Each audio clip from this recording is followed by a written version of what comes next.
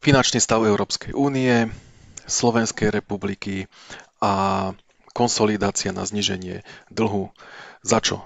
Za momky, testovanie za posledné 3-4 roky, nákup vakcín, splácanie podĺžnosti podnikateľom za zavreté prevádzky a za zastropovanie cien, ktorých rozdiel voči nákupnej cene z trhu musí vykryť štát, čiže vy z vašich daní. Ako príklad, Slovenská republika má príjem každý rok okolo 20 miliard, v roku 2022 to bolo 19 miliard.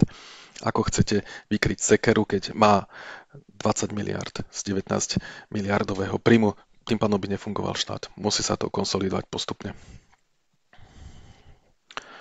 Ak si niekto myslí, že ho EÚ zachráni, tak je na veľkom omyle, lebo jej vyhovuje zadlžovanie, lebo z toho sú vždy nejaké úroky a penále.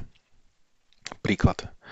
Príjmy z EÚ mali sme v roku 2022 2,1 miliardy,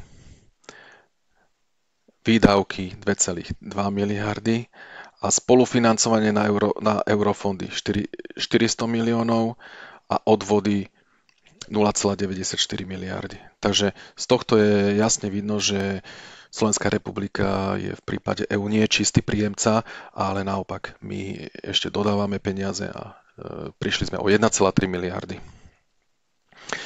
Zároveň výdavky na EÚ sa nutne musia zvyšovať, lebo každý poslanec parlamentu EÚ má nárok na určitú rentu, keď opustí parlament, a má nárok na dôchodok. Takže logicky sa táto čiastka musí kumulovať každé volebné obdobie, lebo bude týchto europoslancov viac, bude si nárokovať peniaze viac a viac, takže EÚ sa permanentne zadlžuje. Tu vidíte vlastne taký článok z novín Pravda a bilancia za roky 2004 až 2013, to je 10 rokov. My sme dostali z EÚ už v tých rokoch tiež asi 13 miliárd a 9,5 miliardy len čisto boli náklady na EÚ a využiteľnosť eurofondov bola okolo 3,5 miliardy. Takže tiež sme dávali ako dnes, spolufinancovali sme eurofondy a odvádzali sme do EÚ na náklady a skutek utek proste. Viac stále sme dávali, než sme príjmali. A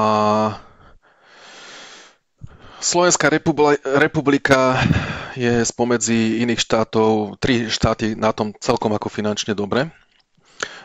Dosť zle je na tom Nemecko a Francúzsko a Taliansko. Ale štát nutne bude musieť znížiť financovanie miest, preto nutne mestá zvýšia dane, čo sa samozrejme že prejaví.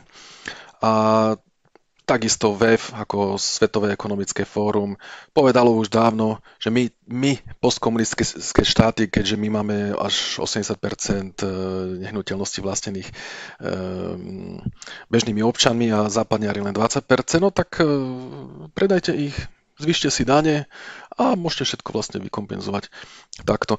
Európska únia vôbec nie je na tom dobre. Mario Draghi ako bývalý predstaviteľ, prezident ECB, povedal 17.9. na plenárnom zasadnutí EÚ, že Európa si musí vybrať medzi rozpadom, paralýzou a integráciou. Takže keď chcete vedieť, kto je Mario Draghi, pozrite si na Wikipédii. A to, že vlastne Európska únia nás môže naozaj pripraviť o tie nehnuteľnosti a my by sme mali tlačiť na to, aby nehnuteľnosti naozaj na daniach veľmi nestúpali. Už o tom hovoril aj pán Vladimír Štepán ako energetik, ktorý vlastne, to je ten človek, ktorý vyboxoval pred vyše 20 rokmi najnižšie ceny s Gazpromom, trvalo to veľmi dlho a boli tak super dobré tie zmluvy, že od nás kopírovali aj Francúzi a Nemci. Vypočujme si, čo hovorí o daniach. To je asi, ono těch článků bylo několik. První, nebudete už moc bydlet v panelových domech. Druhý, nikdo už tady nepostaví rodinný domek, protože hypotéky jsou drahý. A třetí, Na západě nemovitost vlastní jenom 20% lidí, u nás 80%. A my, abychom se vyrovnali té vyspělé západní Evropě, tak musíme lidi připravit o těch 60%. To je ale jejich argumentace, pana Jonáše. A když říká, že rozhýbá energetiku, tak jestliže tedy zvýší daň z nemovitostí, co se stane? Ty, kteří to pronajímou do nájmu, takže když připravím lidi o barák, kde si sám topí a levně, sám si udržuje barák podle svých sil a může přežít ty nejhorší období, tak ho posadím do pronajatého baráku nebo bytu, kde bude platit už ne třeba 5-10 tisíc, ale 20. Teď ten pan Jonáš říká, budete platit daň z nemovitostí z bytu místo 5 tisíc ročně 100 tisíc. A z baráku místo 20 tisíc 200 tisíc. Jo, to je jednoznačný a cože se na tom rozhejbe za ekonomiku. Když lidi nebudou mít peníze, tak nebudou utrácet a ekonomika jde ke dnu. To je přesně obráceně. To já právě říkám, to není pravda. Vemte ty peníze, dejte je lidem zadarmo na zateplení. Je možný snížit spotřebu energie až o 50%. Když ji snížíte o 50%, vyčistíte životní prostředí. Nemusíte stavět žádný solární elektrárny ani větrníky a nic takového. Ty lidi na to budou mít.